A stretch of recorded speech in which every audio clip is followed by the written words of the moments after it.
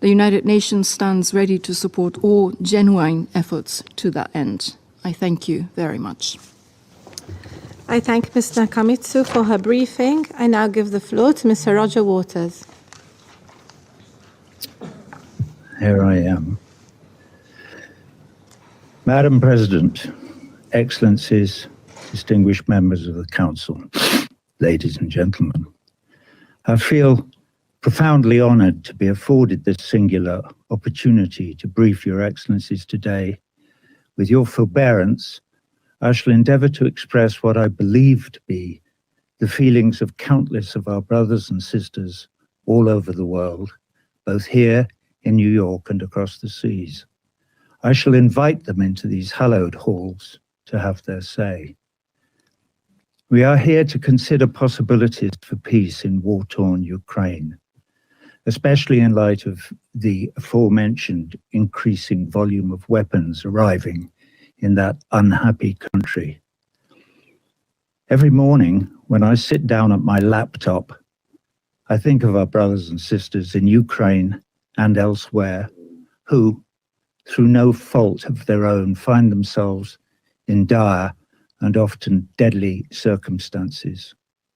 Over there, in Ukraine, they may be soldiers facing another deadly day at the front, or they may be mothers or fathers facing the awful question, how can I feed my child today?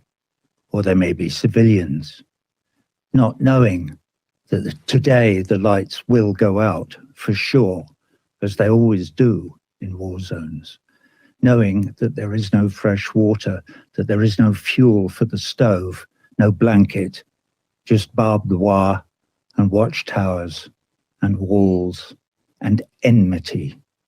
Or they might be over here in a big, rich city like New York. Here, brothers and sisters can still find themselves in dire straits. Maybe, somehow, however hard they worked all their lives, they lost their footing on the slippery, tilting deck of the neoliberal capitalist ship we call life in the city and fell overboard to end up drowning. Maybe they got sick. Maybe they took out a student loan. Maybe they missed a payment. The margins are slim. Who knows? But now they live on the street in a pile of cardboard, maybe even within sight of this United Nations building. Anyway, wherever they are, all over the world, war zone or not, together they make up a majority, a voiceless majority, and today I shall endeavour to speak for them. We, the people, wish to live. We wish to live in peace, in conditions of parity that give us the real opportunity to look after ourselves and our loved ones. We are hard workers, and we are ready to work hard. All we need is a fair crack of the whip.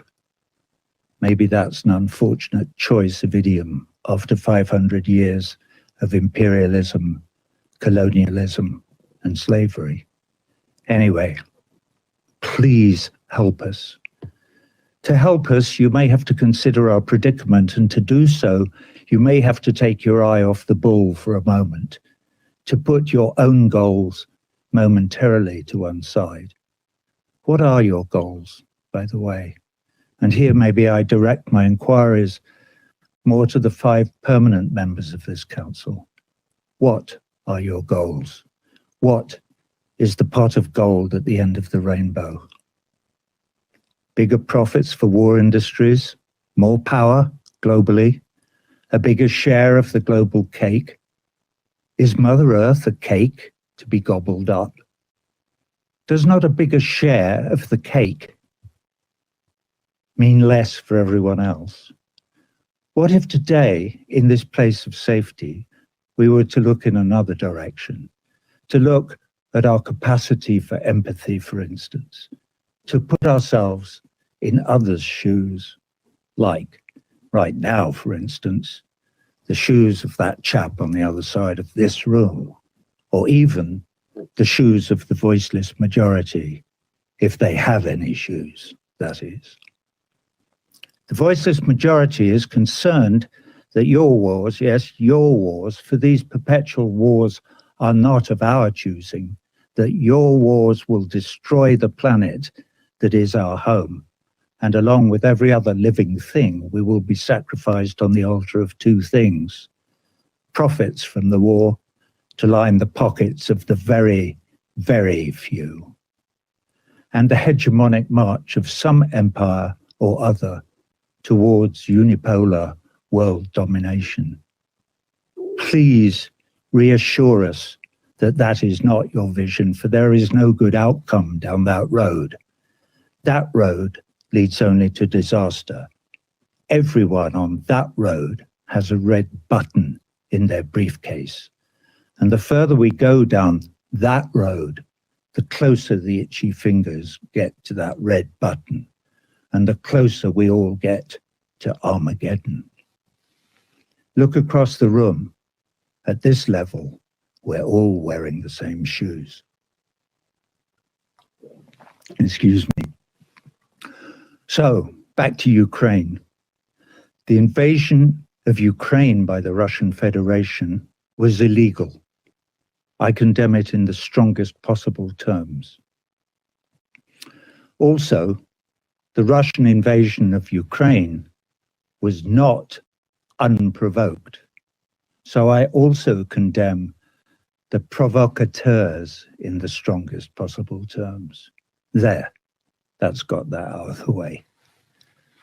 When I wrote this speech yesterday, I included an observation that the power of veto in this council only lay in the hands of its permanent members, and that I was concerned that that was undemocratic and rendered this council somewhat toothless. This morning, however, I had a revelation upon waking. Toothless. Maybe toothless in some ways is a good thing. If this is a toothless chamber, I can open my big mouth on behalf of the voiceless without fear of getting my head bitten off. How cool is that? Anyway, I read in the paper this morning some anonymous diplomat quoted as saying, "Roger Waters to address the Security Council. Whatever next? Mr. Bean? Ha ha ha." You know what they're like. Anyway, sorry. For those of you who don't know, Mr. Bean is an ineffectual character in an English comedy show on television. So it's a penny to a pound. The anonymous diplomat is an Englishman. Ha ha. Thank you, sir. Anyway, I think it's time to introduce my mother, Mary Duncan Waters. She was a big influence on me. She was a school teacher. I say was, she's been dead for 15 years. My father, Eric Fletcher Waters, was a big influence on me too. He too is dead. He was killed on the 18th of February, 1944, near Aprilia, near the Anzio bridgehead in Italy. I was only 5 months old. So I know something about war and loss.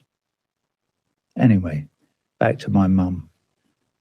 When I was about 13, I was struggling with some knotty adolescent problem or other, trying to decide what to do. It doesn't matter what it was. I can't remember anyway, but my mum sat me down and said, "Now listen, you're going to be faced with many knotty problems during your life, Roger. And when you are, here's my advice. Read, read, read. Find out everything you can about whatever it is. Look at it from all sides, all angles. Listen to all opinions, especially ones you don't agree with. Research it thoroughly. And when you've done that, you will have done all the heavy lifting. And the next bit is easy. Is it? Okay, Mum. Well, what's the easy bit? Oh, the easy bit is you just do the right thing. Whew. So speaking of doing the right thing brings me to human rights. We the people want universal human rights for all our brothers and sisters all over the world, irrespective of their ethnicity, religion, or nationality. To be clear, that would include, but would not be limited to, the right to life and property under the law. For instance, for Ukrainians, and, for instance, Palestinians. Let that sink in. And obviously, for all the rest of us as well. One of the problems with wars is that in a war zone or anywhere where the people live under military occupation, there is no recourse to the law. There are no human rights. Today, our brief is the possibility of peace in the Ukraine, with special reference to the arming of the Kiev regime by third parties. I'm running out of time, so what do the voiceless millions have to say? They say, thank you for hearing us today. We are many who do not share in the profits of the war industry. We do not willingly raise our sons and daughters to provide fodder for your cannons. In our opinion, the only sensible course of action today is to call for an immediate ceasefire in Ukraine. No ifs, no buts, no ands. Not one more Ukrainian or Russian life is to be spent, not one. They are all precious in our eyes. So the time has come to speak truth to power. You all remember the story of the Emperor's New Clothes. Of course you do. Well, the leaders of your respective empires stand, in one degree or another, naked before us. We have a message for them. It is a message from all the refugees in all the camps, a message from all the slums and favelas, a message from all the homeless on all the cold streets, from all the earthquakes and floods on earth. It is also a message from all the people, not quite starving, but wondering how on earth to make the pittance they earn meet the cost of a roof over their head and food for their families. My mother country, England, is, thank God, an empire no more. But in that country now there is a new catchphrase, eat or heat. You can't do both. It's a cry echoing round the whole of Europe. Apparently, the only thing the powers that be think we can all afford is perpetual war. How crazy is that? So, from the 4 billion or so brothers and sisters in this voiceless majority, who together with the millions in the international anti-war movement represent a huge constituency, enough is enough. We demand change. President Biden, President Putin, President Zelensky, USA, NATO, Russia, the EU, all of you, please change course now. Agree to a ceasefire in Ukraine today. That, of course, will only be the starting point, but everything extrapolates from that starting point.